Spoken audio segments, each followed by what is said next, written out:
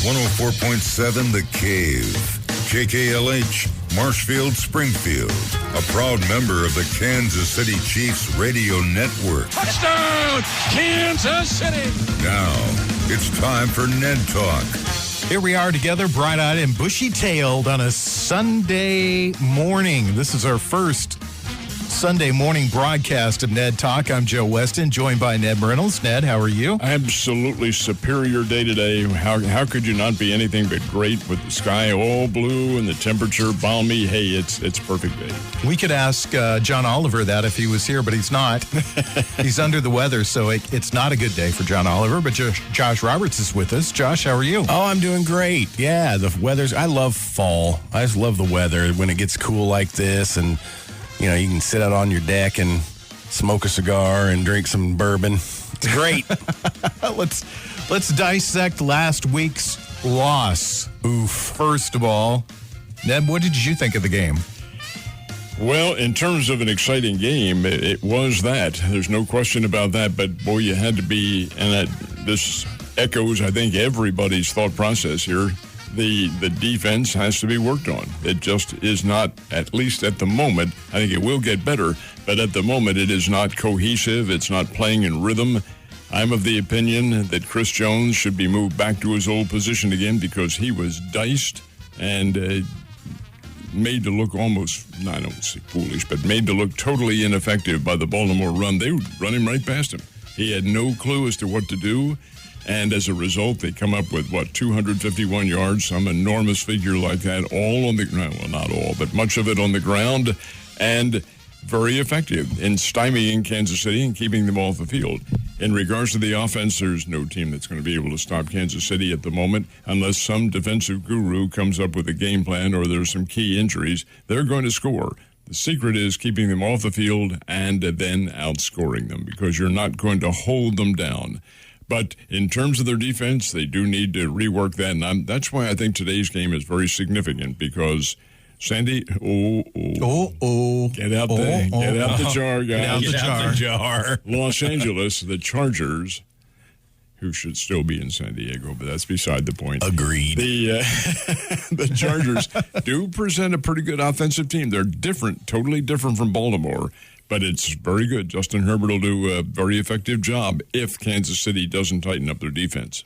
We talked before last week's game, and I jokingly said that the Ravens would rush for 1,000 yards. They rushed for a quarter of that, which is obscene. Yeah, it is. They could not stop the rush at all. And this is a team that had no running backs going into the game. They're basically just signing somebody to stand back there and take the ball. And the Chiefs defense made these guys look like Herschel Walker, look like Walter Payton. They were I'm not knocking Lamar Jackson. He's a great running quarterback. He's a very good passing quarterback too. But the Chiefs found no way to stop the run. It was maddening to watch that game. Mm-hmm. In every respect it was.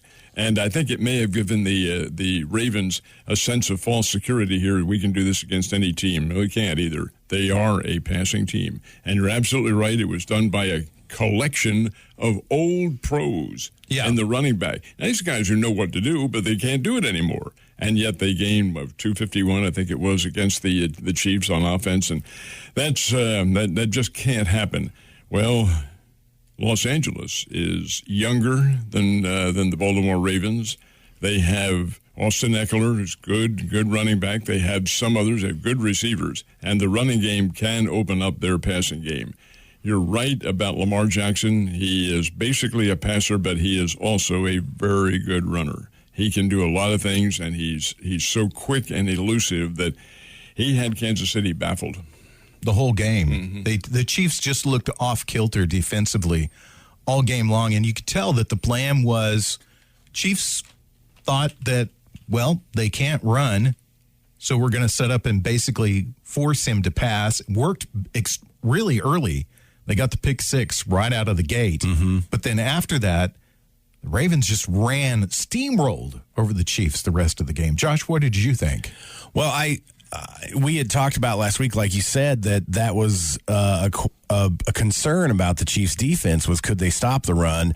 And when a team comes in with literally their fourth and fifth string running backs and do that, yes, it is laid bare that the Chiefs' defense needs a lot of work because they looked pretty good at first. They got the pick six, like you said, and you thought, okay, this is great. This is what they do. This is what the Chiefs defense does. They get these big plays on defense that get everybody riled up, and then the offense, like Ned has said, the offense is the offense.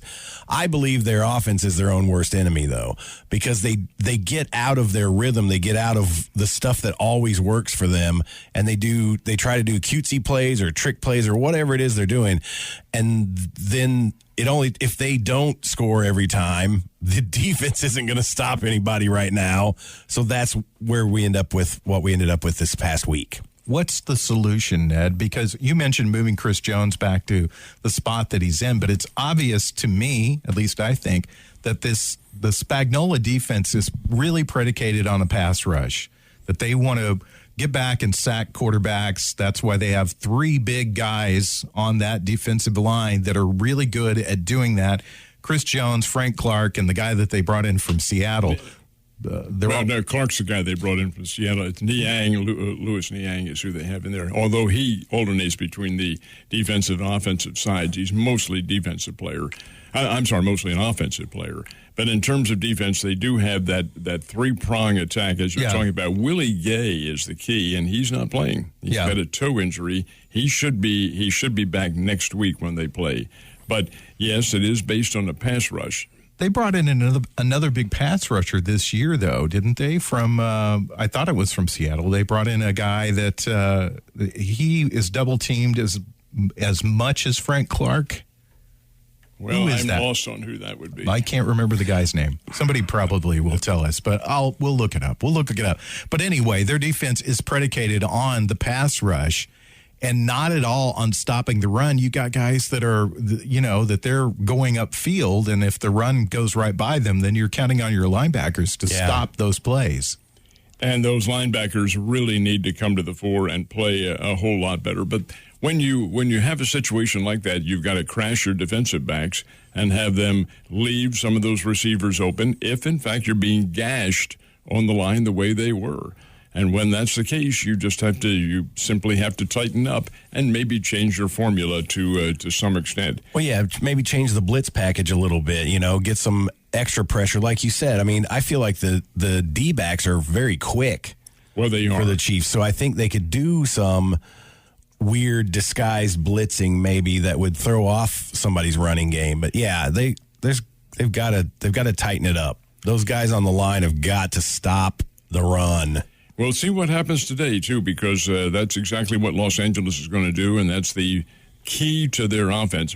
But over and above that, Herbert is a very good passer. Had a big week last week against the Dallas Cowboys. He can do some things. Did you find that guy you were looking for? I am looking right now. Well, you've got Noddy, who has... This is riveting radio, by the way. Noddy has a slight injury, and is it Jaron Reed? Has a slight injury. Who? Jaron Reed? Could be. I honestly don't know. I do not know. They make so many deals in the NFL, and they'll make them even during the season. Oh, yeah. Yes, that's the guy that I'm talking about. Seattle Seahawks is where he started his career at and came over to the Kansas City Chiefs this season. And he is, I have not heard his name mentioned this season. He went to school at Alabama, and he is, along with Frank Clark, the most double-teamed player in the NFL. So I thought, defensively, that this team would look a little bit better with three guys. But obviously, you've got three pass rushers. You've got to have a run stopper in there somewhere. Baltimore's offensive line is pretty good. Yeah. And I thought they did a very nice job against Kansas City in blunting the attack or the pass rush as such. But so did Lamar Jackson. He's the kind of guy who can blunt it by his own speed. Yeah. The same with Patrick Mahomes. That's how he blunts a major pass rush. Now, there are ways to defend that, but so far nobody's been able to do that. You block the sides. You prevent them from scrambling and things like that. Well, the interesting thing about Lamar Jackson was there were several plays where he just took the ball and took off. That he got it from the center and just went in between the center and the guard.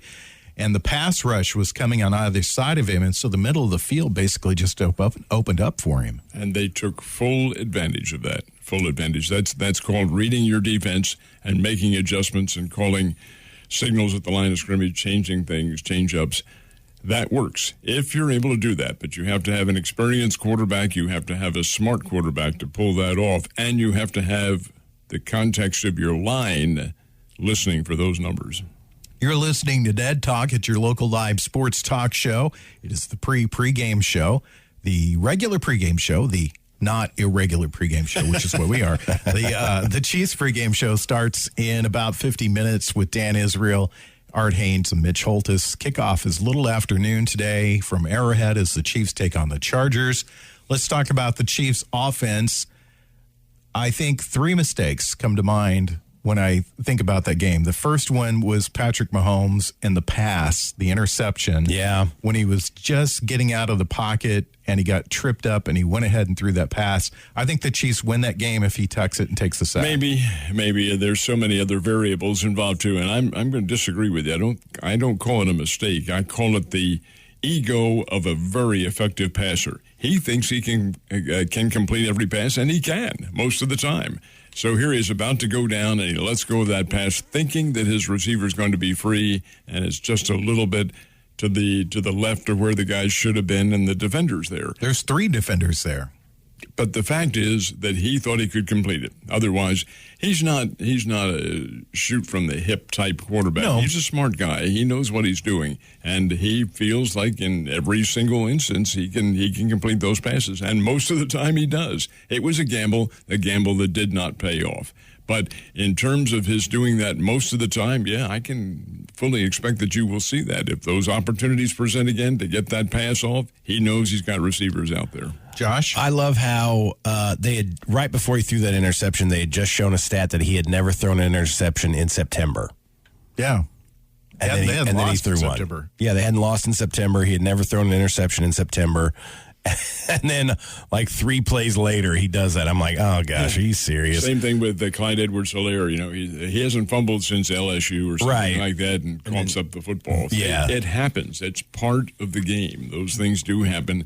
And in terms of blaming him, Edwards-Helaire, if he hadn't fumbled, the Chiefs would have kicked a field goal and won the game. Yeah, they might have, but why were they there in the first place? Right. Should have been way ahead in the ball game to where that didn't make any difference. Let's talk about that for a second, because that's my mistake number 2, and I think the 2 and 3 go hand in hand. Hilaire's fumble and Andy Reid playing it safe. Well, he does that. Because the Chiefs had gotten down the field on 2 or 3 plays, just quick passes where they were able to get out of bounds.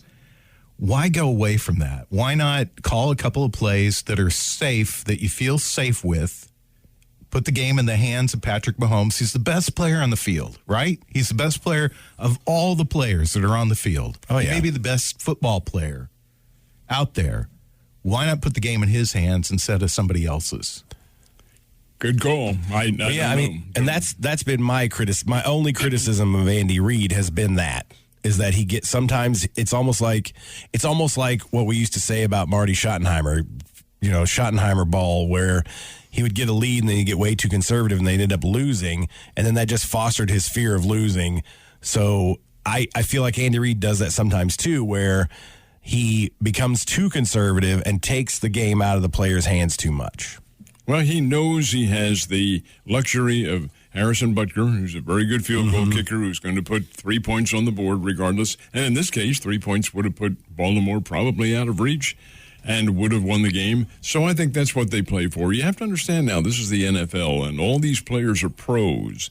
They are top of the skill line level of players.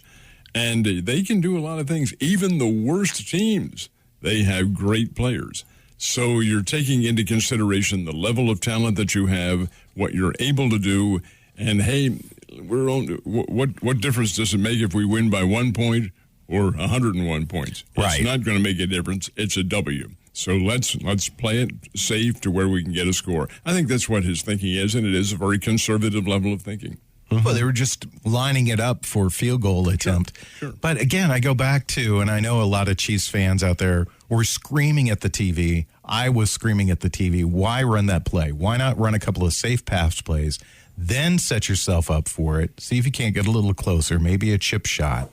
But Butker's been bad at chip shots. So, I don't know. Let's and just as a point of argument, it may not be Andy Reid who's calling them. Maybe Eric Bieniemy. He's the offensive coordinator. That's true. I don't think that for a minute. I think that it's that in that situation, it's Andy Reid that's calling that play. Oh no, do not know. You always like to play devil's advocate, so let me play devil's advocate for a second. Take your spot. Do you think? Let's go back to the very beginning of that game, and Lamar Jackson throws the pick six. If he does not throw that pick six and they march down the field, could you have seen that being a Baltimore blowout? No. I don't think the Chiefs are going to get blown out of any game they play in. They may be high-scoring games, 49-42 or something like that, but blowouts, Kansas City will keep every game, every game they play is going to be a close game because they do have a virtually, not literally, but virtually unstoppable offense. What's your level of concern? If every team the Chiefs play as the season goes on is able to gash them up front, then I think you have a very serious concern. I don't think it's going to happen. I think they tighten things up. I think you'll see it today. But in regards to the other ball clubs they're playing now, keep in mind Kansas City has a pretty stout schedule. And This is the NFL. There are no pushovers, no patsies. I hate to say Except this. Except the Jets. There's and Jaguars. There's another one they're playing next week, too, which also is green and white. And when I the believe Eagles. They're green and white, they are capable of about a 3-14 year, too. I hate to say that, but those teams, they're still professional football teams. Right. They're still top-level athletes who you're paying contracts to play. And from that standpoint, I think the NFL is correct with their philosophical approach that anything can happen on a given Sunday. Yeah, okay. How about given Monday or given Thursday or something? Right. Given Tuesday, Wednesday in the near future.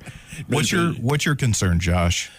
Well, I am concerned if teams can run on them like that they are going to have to score every time their offense has the ball. And like I said a minute ago, I feel like sometimes they're their worst enemy because they don't stick with the stuff that works all the time. They're trying to develop an offense. They're trying to continually develop an offense so that it doesn't get stale and so that people don't figure it all out. But if you can throw a 3-yard slant pass to Travis Kelce across the middle and he gets 14 or 15 yards after the catch, why don't you do that every time until they stop it? Because you've got enough weapons that there's somebody that could get you a positive yardage on every play, it seems. And I feel like they get away from it and get out of their own rhythm sometimes. So that's what worries me. I think my biggest concern in watching that game is the lack of the third choice for the Chiefs as far as that goes. McCole Hardeman has not quite stepped up yet. Byron Pringle, not quite stepped up yet. Yeah. They're not really using Clyde Edwards-Helaire that much as a wide receiver or as a catching a pass out of the backfield. So you got two choices there. It's going to be Kelce or Tyreek Hill. And those guys are virtually unstoppable. They're going to get a play in at least every game. And Travis Kelce, I think, is unstoppable. But the Chiefs have to fill that third spot for them. And Sammy Watkins had a good game against them, had a really good game. So I think maybe the Chiefs miss Sammy Watkins a little bit other than his injuries. The way it is, that's Sammy Watkins was a weapon in their offense for the time that he was in there, and it was not all that much when you consider the scheme of things. Yeah. But by the same token, this is pro football, and you are going to lose those players. They go to whatever the offer is best. Well, the Chiefs have also gotten their level of player with individuals who have come from another standpoint and another place in the NFL. So yeah, that's part of the game. You adjust around that level of game. I think the Chiefs, as I pointed out earlier, are going to score on anybody. No such thing as a blowout with Kansas City, but there's also no such thing as a guaranteed win either. What's your thoughts on today's game? Do you see the possibility that the Chiefs leave this game today with a losing record? No, really? I do not. I think Kansas City beats this team today. How handily, I don't know. I was very impressed in a negative way at the spread, which is 6.5 points. I don't think it should be anywhere near that high. The Chargers have a pretty good football team. They did lose last week 20-17 to the Cowboys on a 56-yard field goal at the gun. So you just kind of throw that out. That's a quirk. They've certainly played with Dallas and had a chance to beat them. But the Chargers can play. They have a lot of weapons, and Herbert is a big-time quarterback of the future. If he gets some protection back there and the Chiefs are shaky on defense the way they were last week, watch out. Interesting things can happen. What do you think, Josh? I'm a little worried just because until we can see if the defense has made adjustments this week, I'm concerned that the defense isn't going to be very good at stopping the run, which sets up the pass for the Chargers, like Ned was saying. So, yeah, I'm a little concerned. I hope the Chiefs win. They definitely have the capability, of course. But, yeah, I'm a little worried. Will you guys allow me a second or two for an analogy on a prep level? I had the opportunity to see a game on Friday night, a game involving both of yours alma mater and my family's alma mater, Glendale. Glendale played Lebanon, and this is exactly the kind of contrast that we're talking about here. Glendale is almost all aerial game. Lebanon is almost no aerial game. And Lebanon's philosophy in this ball game, and they can do it because Will Christian has a very good football team, very good. They being Lebanon, singled out one guy to really carry the mail on offense. And I don't know how many times Musha, his name was, Cade Musha, he must have carried 35 to 40 times and gained 209 yards. This is a high school game. Wow. 209 yards on the ground. And Lebanon had the ball on the ground, keeping the Glendale offense on the sidelines. Yep. Won the game with a field goal at the gun. 31-28, but they won it because they were able to practice ball control. At the end, with the game tied 28-28, and with about 4 minutes to go in the game, Lebanon got the ball on their own 9 and took the ball to the Glendale 24-yard line. They did it in that period of time. Wow. With all ground attack. Wow.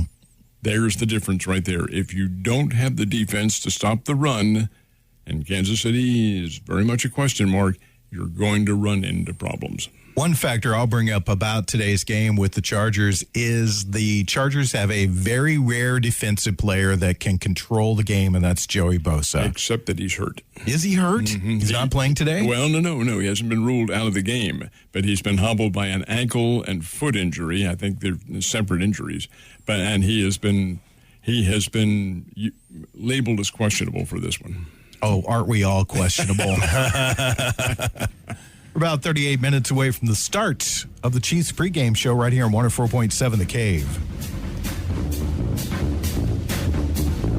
You're listening to Ned Talk on 104.7 The Cave, part of the Kansas City Chiefs Radio Network. Back to Ned Talk on 104.7 The Cave. A proud member of the Kansas City Chiefs Radio Network. It is a gorgeous fall Sunday morning. Full day of football ahead of us.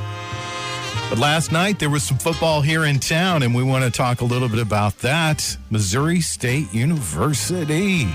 You were at the game. I was playing the South Dakota University Coyotes, and they're not a bad team. Are they a great team? No. Are the Bears a great team? Well, in all honesty, the jury is still out. I will give you a bit of an analogy, though, or a bit of a comparison. 3 weeks ago, I beg your pardon, the Bears played Central Arkansas up here, and it was a shootout. And the Bears won the game down the stretch against a good Central Arkansas team. Last night, Central Arkansas played the number 1 team in America, the defending national champ, Sam Houston State. And Sam Houston State was up 28-7 at the half and won the game 45-35. Ooh. The Bears' win against Central Arkansas was a very good one. Their win against South Dakota was a very good one. And I really feel like the Bears will steamroller Illinois State next week up in Normal. Illinois State's way down. This is a good Bears team. Very good Bears team. We drew, and I say we collectively, the city responded by having almost 13,000 in attendance last night. Crowd could have been bigger. I think it will be bigger if the Bears are in contention as the season goes on. But they do things the right way. Missouri State was down 23-14 at halftime to South Dakota. Admittedly, South Dakota's 3 touchdowns early on. One was on a fumbled kickoff. Another was on a fumbled snap from the center. And the third was a kickoff return following a Bears touchdown. Oh. So these are games in which the team did not drive the football. 23-14 scores what makes the difference. Missouri State made adjustments, tightened up on their defense, shut down South Dakota in the second half. Shut them down completely. They did not score. And Missouri State's offense came on, did score, and wins 31-23. Very, very nice victory. Good team, big crowd. I hope the enthusiasm continues as the season goes on. That was the last night game that the Bears will play from here on in, starting not next week and not the week after, but the third week in with the homecoming game against Indiana State. All the games will be in the day down here, but makes no difference. It's a really good football team that's worthwhile. Let me say this. Students, get out. Exactly. Go to the game. Yeah. Back in the day, all the fraternities and sororities had their section over in the student side. Sometimes the stadium was so full we had to sit in the end zone in the very back part of that. Get out. Go see the game. Support your team. Let the old fogies know you're out there. Don't let the alumni fill up the stands. Let's see some students. You graduated 88 or 89? 89. 89. You were there in the glory years when Jesse Branch had the playoff teams. Jesse Branch was there last night and was really? Introduced. Crowd gave him a big round of applause. And of all things, Petrino comes away from his team huddle and comes over and shakes hands, which I thought was absolutely great. Now, what a lot of folks don't realize is that Petrino has coached here before against Jesse Branch when the Bears in 1990 played Idaho in the first round of the 1AA playoffs. Bobby Petrino was the offensive coordinator for that team. Nice. Idaho team.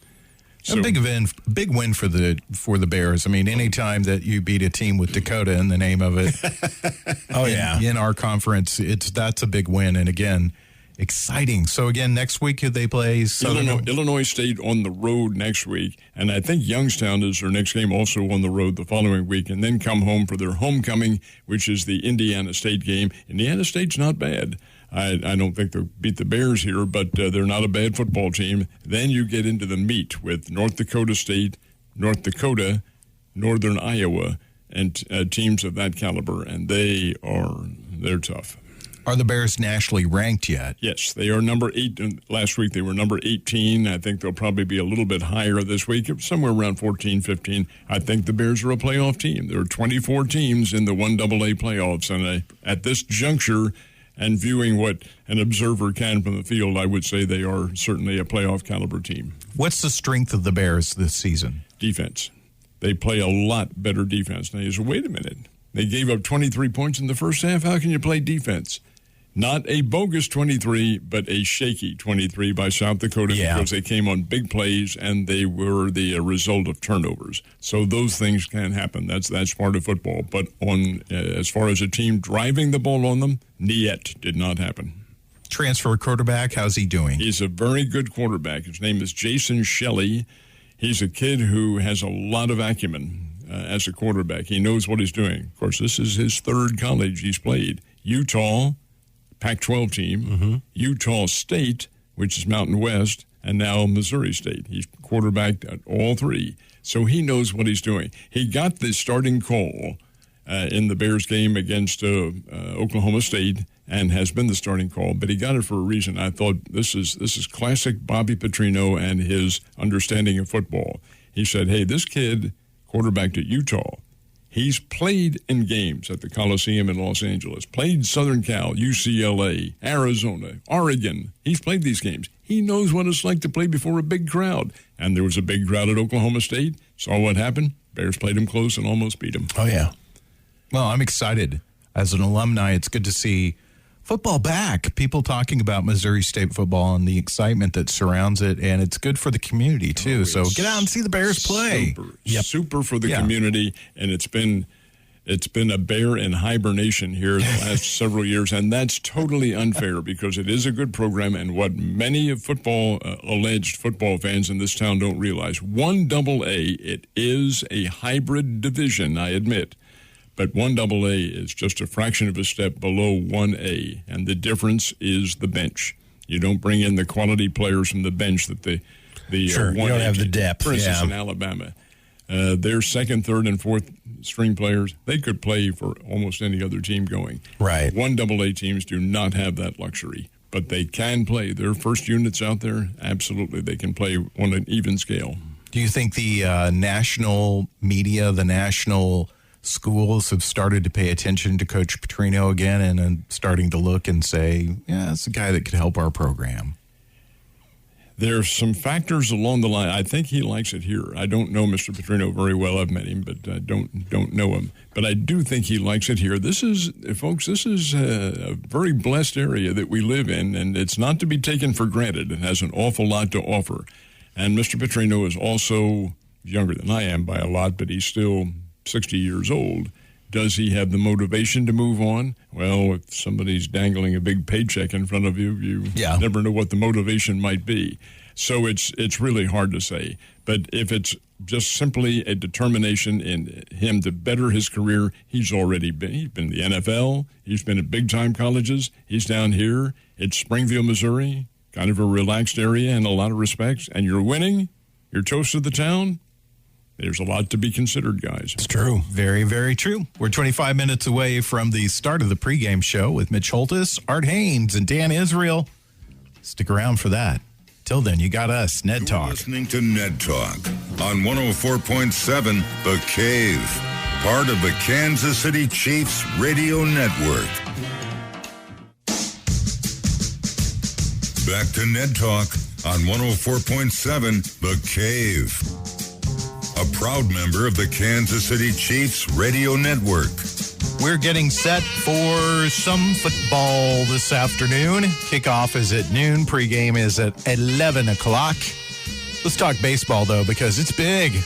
Big news around here. We, honestly, the Cardinals are like, I don't know what to compare the Cardinals to. They just keep coming back from the dead, and they're alive and ticking right now. There is no 15 question. straight. This is an unprecedented situation, and quite literally, that is the case. This hasn't happened in many decades. The 16 in a row, which is what they're going for this afternoon at Wrigley Field, is what hasn't been touched since way back in the 20th century, somewhere along the line. So it is really a great streak of baseball, and you're wondering why, how in the world, why is this happening?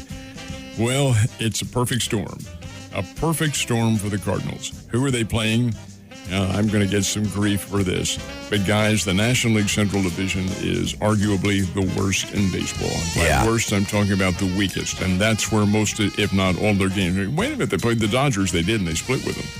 Well, that's good. The Padres are in shambles. New York Mets are in shambles. The fact of the matter remains that this team, the Cardinals, have come together against some of the weaker opposition. That is not meant to denigrate what they have done, because they've come from behind in these games. But what it does indicate is that the teams they're playing don't have the inner strength. I'm making myself clear on this. They're not going for any postseason position. Cardinals are. They are out there dedicated with every game. Does that mean the opponent's giving up? Heavens, no. You don't do anything like that at all. But do they have that winning philosophy? No, they do not. So I think the Cardinals have hit on a really great streak, and a fortunate one for them. The Milwaukee Brewers, heck, when they played them and swept them in Milwaukee, Brewers already had the thing wrapped up anyway. Were they playing with great determination? Yes. From a mental standpoint and an immediate tangible standpoint, yes. But from an inner drive, who knows? I know I'm putting a lot of psychology into this, or alleged psychology, but the fact of the matter remains the Cardinals have played well, going for a 16th straight win. They have wrapped up now the second wild card berth, and they will go to the West Coast one day after the season ends, which would be a week from Tuesday. The season ends next Sunday, a week from today, take one day off, and then go to either Oracle Park or Dodger Stadium, whichever team finishes in second, and I think it's probably going to be the Dodgers who finish second. So it'll be a very interesting set of circumstances. Can they maintain this kind of winning attitude? Well, we'll find out. Do they have the players to do it? They probably do. But in regards to being a top-level championship team, right now they are. But when they get down to playoff time, different story. TCB, baby. Taking care of business. That's what's going on. The Cardinals are doing it. So really, I mean, they do have the second wild card slot. Well, I mean, the Phillies are still in it. The Braves are still in it. Joe, let me interrupt. The Reds are still in it. The Phillies are not in it from a wild card standpoint. It's from a championship. They'd have to beat the Braves. They're technically still in it. There's 7 games left, and there's 5. They've got a 5-game lead over them. So the Cardinals would have to lose everything in sight for that to happen. And that's not going. Stranger things have happened. Stranger things. I mean, you saw my Yankees. Baseball. You saw my Yankees. They won 13 in a row, and then what did they do after that? They dropped like 14 in a row. Yeah, something. Yeah. Pretty much. Well, they only won 2 games out of their next 20, I think it was.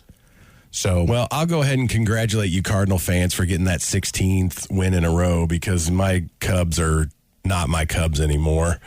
They don't have any players left. They do not. In fact, they're sending batters up I've never heard of before. Exactly. They're bringing in pitchers. They are basically a triple A team, and they're building for next year. They are going to be, their staff has already said, very active in the free agent market once that opens up. Now this, again, doubting Thomas or skeptic moi, Ned Reynolds, hopes that is the case. Hopes that the free agent market and all that exists, because there is the contract to be settled on December the 1st. Mm-hmm. Oh yeah, that's a very big deal. Let's take a look at that really quickly.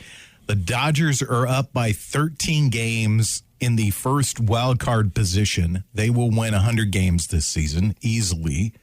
The Cardinals have a 5-game lead over the Phillies and 6 over the Padres and 6 over the Reds and 8 over the Padres. The Padres are out of it. Yeah, pretty much, with 7 games left. Yeah, they are out of it. In the American League, the Red Sox and the Yankees are tied for the first wild card spot. 2 back are the Blue Jays. The Mariners are 3 back, and the A's are 4 back. I know we disagree about this because you don't like the extra tiers of playoff, but this creates another level of excitement, because the races, there would only really be 2 races going on right now, if I'm not mistaken about that. That would be the National League West, and it would be, what's that? Were you giving me a sign? No. I thought you were giving me a sign. I thought we were doing the sting here for a second. If I give you a sign, you will know it. It's not the usual sign that you give me, but the read between the lines sign. But Joe, you have to understand. You could do this with all 32 teams in baseball. Yeah. Have them qualify for the playoffs. If you're going to keep adding wild card teams, why not do that? Because adding that second team, which I know has been a part of baseball since 2012, I understand that, but is it fair? It's rewarding mediocrity, and I do not like that at all. You play 162 games to have a champion, a playoff with divisions and top-level teams, and maybe 1 wild card, that I can maybe buy, but not adding more wild cards as the season goes on. No. Well, let's talk about that for a second. Mediocrity.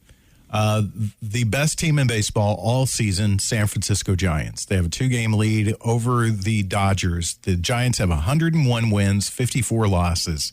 The Dodgers, 99 wins, 56 losses. The National League Central, or the Milwaukee Brewers, 93 wins, 62 losses. The Cardinals, 86 wins, 69 losses. That, if they were playing in the American League East, they would have a 4-game lead over the Braves.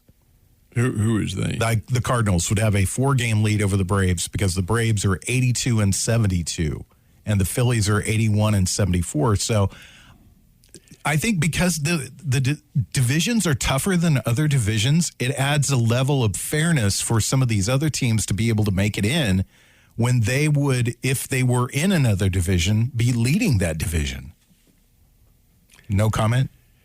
Oh, I have plenty of comments. Yes. If you're going to split the teams the way they are now, and you have that level of competition going on, it just does not.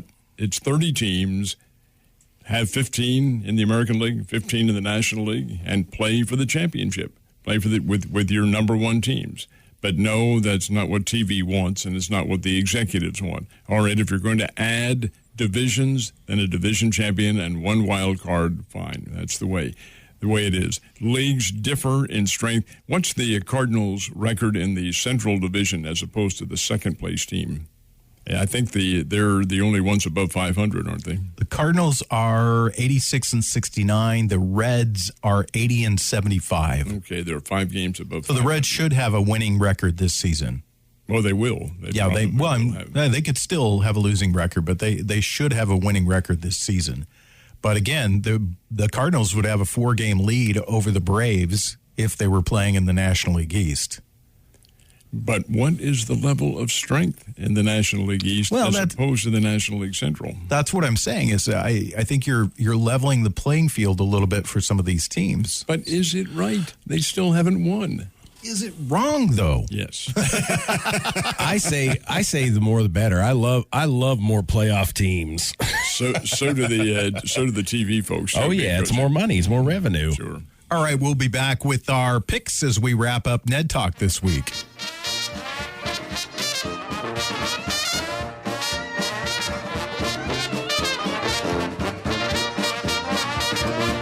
You're listening to Ned Talk on 104.7 The Cave, part of the Kansas City Chiefs Radio Network. Join your home for the Kansas City Chiefs. Today, the Chiefs face off with AFC rivals, the LA Chargers. Pre-game coverage starts at 10 a.m. with Ned Talk. Touchdown, Kansas City! It's brought to you by Fazoli's, My Dentist, Watson Metal Masters, Chevy Dealers of the Ozarks, Sturdy Real Estate, and Queen City Motors. You're listening to the home of the Kansas City Chiefs, 104.7 The Cave. Back to Ned Talk on 104.7 The Cave, a proud member of the Kansas City Chiefs Radio Network. Just a few minutes from the start of the pregame show, the Chiefs get set to take on the Los Angeles/San Diego Chargers. Should be a good game this afternoon. Kickoff is at noon. Beautiful, beautiful fall day. Let's talk about our player of the week. It's brought to you by Morrison, Webster, and Carlton. Ned? Player of the week for the Chiefs doesn't necessarily have to be a Chiefs player. Nope. You can be whatever you want to be. You can pick a baseball player if you want to. We'll give it to Lamar Jackson because I think he really propelled Baltimore to that victory. Not that he did the whole thing on himself, but he was certainly instrumental in guiding the attack, which gained 251 yards on the ground against the Chiefs. So I give my vote to Lamar Jackson. What do you think, Josh? Are we going for last week or this week? Last week. Oh, man. A lot of confusion on this. Travis Kelce. Yeah, I would go Travis Kelce. He had a really solid game. Yeah. He always has a solid game, doesn't he? The guy's almost unstoppable, like you said. Let's talk about our picks for this week. The Los Angeles Chargers and the Chiefs. Ned, who you got? I think the Chargers come in and play a solid football game, but I don't think they have enough personnel. They certainly won't be able to stop Kansas City's offense. So I do look for a relatively high-scoring game. I'm going to take the Chiefs to win this one in the neighborhood of a 31 to 24. I'll give Kansas City the win over the Chargers. What do you think, Josh? I think it's going to be a high-scoring game with very little defense. I'm going to say 42-40 Chiefs. Wow. Okay, so you guys know that I've been picking against the Chiefs, hoping to help the Chiefs win because I'm such a bad prognosticator that I've been picking against the Chiefs. So that obviously has not worked. The Chiefs lost last week, and but you were right. I was right. But I don't want to be right. So my new method for picking, I figured this is the best way for me to go. Is I'm going to pick other games, and I'm going to pick games that have been played. So I picked the Carolina Panthers to beat the Houston Texans, 24-9. Oh man, you were spot on with that pick. Right. So I'm now officially 2-1 on the season, and you guys are 1-1 on the season. So that's how I'm doing this now. I hopefully won't make anybody angry by doing it this way. Positivity through negativity. Exactly. Now, hey, straighten me out on this. How on earth does that work? That can't be. Well, I mean, it completely works. When I was a kid, I used to bet this guy that my dad worked with, and I would pick games that they would show on ESPN really late at night. And they would rebroadcast them later, and I would pick those games and pick the win because I was a devious little fart. That's awesome. Here's the way it works. When I was a kid growing up, you were all superstitious and you want your favorite team to win. Watching a baseball game with the Phillies one day, my dad's sitting there with me, and there's a fly in there. Snap that fly. Dad said, shouldn't have done that because the Phillies will lose today. You shouldn't have killed that fly. And sure enough, they lost. Oh, Therefore, man. the world is afflicted with flies. That's hilarious. Get set. The pregame show starts in just a minute. If you missed out, check us out as a podcast.